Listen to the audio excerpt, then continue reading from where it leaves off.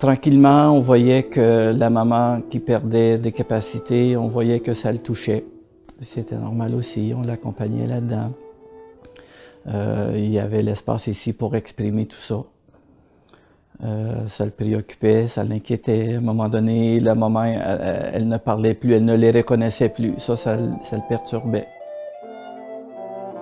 Il aime bien raconter qu'est-ce qu'il a vécu, qu'est-ce qui s'est passé, ce qui l'habite. Il répétait souvent, comme par exemple, je sais pas, dans le sens, je sais pas où ça va aller, ou qu'est-ce que ça veut dire, ou comment ça, ou... Bon, il comprenait, il savait que c'était une maladie, la maladie d'Alzheimer, mais comme quand c'était le temps, par exemple, qu'il prend conscience là-bas à l'hôpital que ah, ma maman porte des couches. Ah oui, comment ça? Puis alors ça il fallait expliquer. Et c'est tous les membres du foyer qui portent Gilles avec ce qu'il vit dans ce cas-là pour sa maman. C'est tous les membres de la communauté parce que quand on arrive à la soirée communautaire puis que bon on partage les nouvelles, ben qui a des nouvelles? Ben Gilles s'il est allé dimanche visiter sa maman puis qu'il y a une peine dans son cœur, ben là il va le partager. Et, parce qu'il est habitué à ce que d'autres ont partagé, Jean-François quand il a perdu son papa par exemple.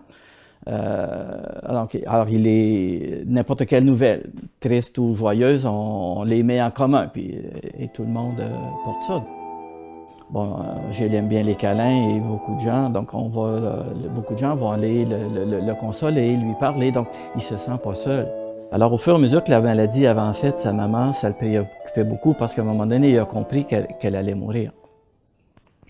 Alors ça, bien sûr, on avait besoin d'en parler avec lui. On pouvait en parler ici dans le salon. Ça arrivait des fois qu'on pouvait le retrouver dans sa chambre et puis qu'on voyait qu'il était songeur parce que dans sa chambre, quand il est là, il va écouter soit un film sur son ordinateur ou il va dessiner ou il va pratiquer à la guitare. Enfin, il va s'occuper.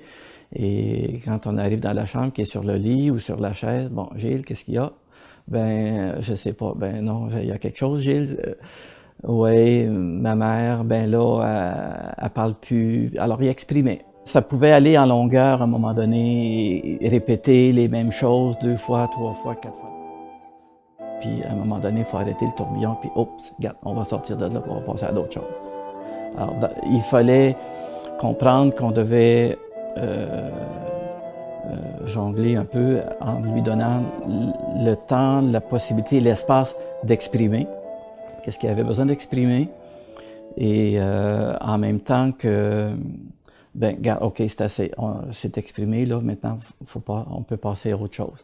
Gilles a tendance aussi à dramatiser. Si on rencontre Gilles et puis qu'on se met à lui, si Gilles nous parle de sa mère, et on a l'attitude de lui dire oh, c'est triste, elle est partie », ben là, lui, il rentre dans la complainte qu'on lui apporte, tu sais.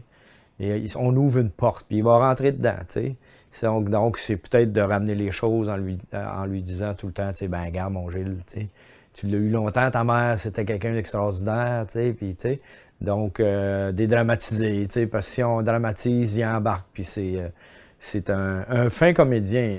Et dans le passé à autre chose, ben c'était rapidement qu'on a saisi de lui faire comprendre, ben alors nous on est là, nous on va être là toujours, où il va toujours avoir des assistants à l'Argile, parce que l'Arche c'est comme ça, c'est ton milieu de vie dans lequel tu es, puis tu as des amis, tu as un milieu de travail, tu as François que tu aimes beaucoup, tu as Liette, puis tu as tous tes amis au travail. Donc, tu as ton milieu, tu as ta famille, il y a Marie et Ken qui vont toujours être là, il y a Dino, puis...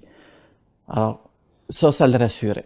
Ça, je voyais que ça rentrait bien, puis il comprenait ça, puis bon, ça enlevait pas sa peine, mais ça amenait un certain équilibre, je dirais. Puis quand elle est décédée, c'est sûr qu'il était très triste, mais c'est comme je lui ai dit, Gilles, j'ai dit, maman est partie au ciel, et puis maintenant, elle est toute jeune, elle travaille dans son jardin, elle est contente, elle mange toute seule, elle s'habille toute seule.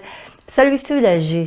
Alors, il a commencé à comprendre que oui, c'était peut-être mieux pour elle, qu'elle vivait une autre étape de sa vie. Puis je lui ai dit, un jour, on va être toutes en haut, puis on va toutes avoir un gros party ensemble. On va partager un souper, on va danser. Des fois, il est triste, c'est sûr et certain. Ça fait quand même juste 1 an et demi.